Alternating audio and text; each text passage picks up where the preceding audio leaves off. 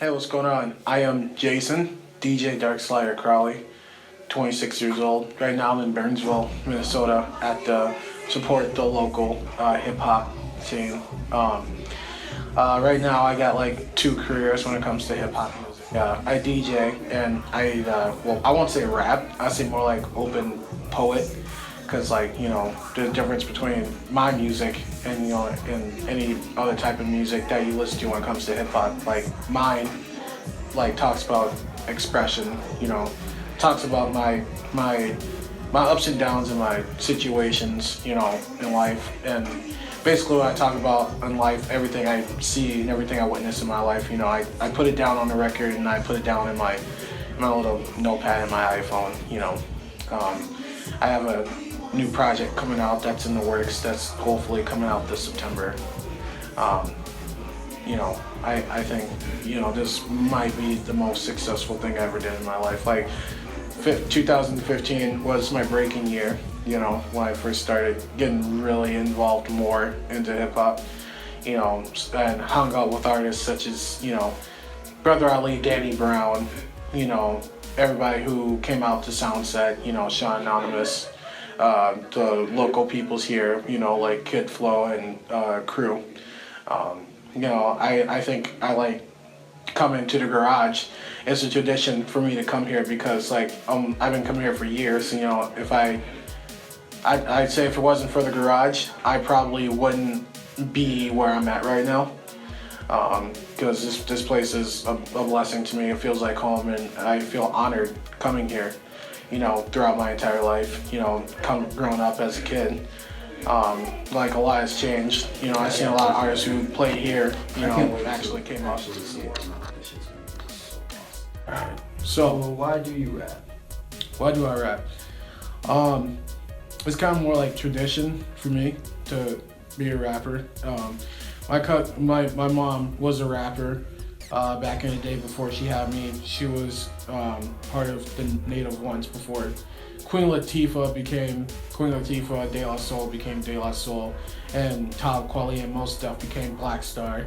It's very traditional. Even though she's straight from Chicago, she was still, influenced by the old school New York generation of hip hop, and I take after my mom.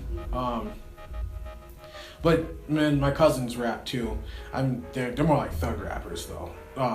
I wouldn't even nominate myself as a rapper, me personally. I would nominate myself more like an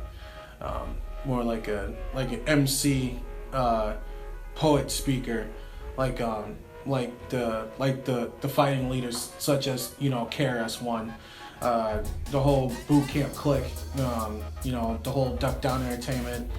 If I had to pick my top 3 favorite rappers who actually show me the ways how to rap, or be more open poet, I would have to say one of them would be KRS-One. Let's see, KRS-One, Evidence. The only reason why I say Evidence because on a fan level he's a good dude, but on a personal level he's an awesome fucking man. When I hung out with him and was at First Stafford on the main stage with him, he was really good, and I talk to him every now and then. But he's an awesome dude. And my third one, I would have to say, Biggie. Everybody loves Biggie. Yeah, straight up. That's a pretty big household name. It is, and I'd say my favorite freestyler. Like most people probably even heard of him anymore, but he's MC Supernatural. Like I watch his battles, I studied the way how he freestyles, and I can't freestyle for my life, but because of him, I actually got to learn how to freestyle, like ever. So like listening to him, he's actually pretty fucking cool. But like I said, my number one favorite MC is KRS-One. Like, if I could meet KRS-One right now, I'd tell him. I would tell him to be like, hey, listen, you might not remember me, but we were at Rock the Bells back in 2009. We met there. Like, if I ever met him again, like years later, I'd say he's my number one favorite hero when it comes to rap, aside from Evidence and everyone else. Yeah, and like Sean Price, may he rest. You know, he was awesome too. Like I met him once. He was awesome.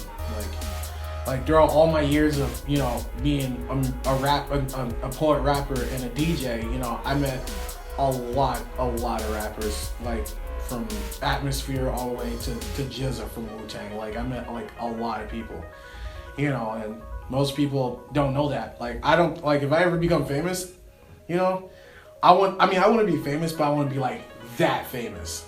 Like I think like I don't want to be too famous, because like I feel like if I became to that point in my life, like all the people who I used to hang out with, would like don't want to fuck with me now.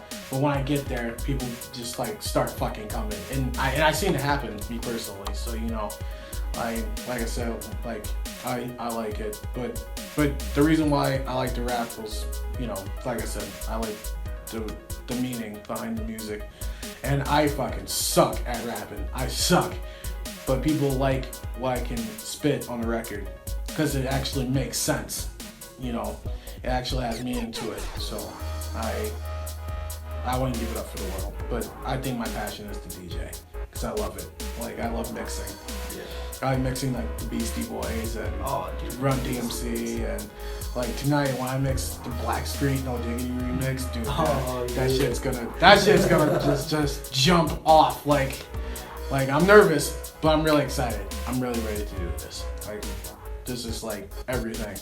Like granted, there's not a lot of people there, but it's still an audience, and every audience wants a great show, so I'm gonna give that to them. So I'm really excited. I've seen a lot of artists who played here, actually came up in the world, such as, Greg Grease when he was part of the Usual Suspects, and Indigo, she's a real old school cat, and so is Carnage the Executioner. But I am really excited for 2016, because this is like I said earlier, this is my breaking year. Throughout my life situations, throughout my life courses, I think this is going to be, one of the greatest achievements in my life I could ever be, successful at. Rather if I'm rapping or rather if I'm DJing, this is going to be it for me. So I'm really excited. I'm nervous as fuck though, like I'm super nervous right now. But yeah, I honestly don't know what else to say for this interview, but yeah, I think this is gonna be it for me. That's pretty I'm dope. really excited. Pretty dope, man. Yeah. Thank you. Mad respect, dude. I appreciate that. Like I said, I haven't been this nervous since I first found out I was gonna have a child. Yeah, straight up. like when I first found out that I would have a kid, I'm just like, fuck. How my parents find out before me. Mm-hmm. But I'm thankful he's here. Can't change that, even though he's a fucking dud. But I love him to death, though. I love him to death, though. Oh, that's great. That's great. He's a good kid, though. Jane, he's my little nigga, Yeah. I want to give a shout out to the garage itself to come here. David Graff, Kid Flow crew, all the artists that are here tonight performing, and. Me being a rapper and a DJ, me being a second headliner here, it's awesome because like I remember before when I was younger, when I started playing here, before I took a break, I fucking sucked, but people liked it though. I'm so glad I'm here and people still accept me here. And I want to give a shout out to General Wild for helping me do this. This is gonna be the best thing that ever happened to me. Throughout my whole kidney failure situation, I'm still here, I'm still making good music and getting the party hyped up. So this is gonna be fucking awesome. So shout out to you guys. Thank you so much for watching this.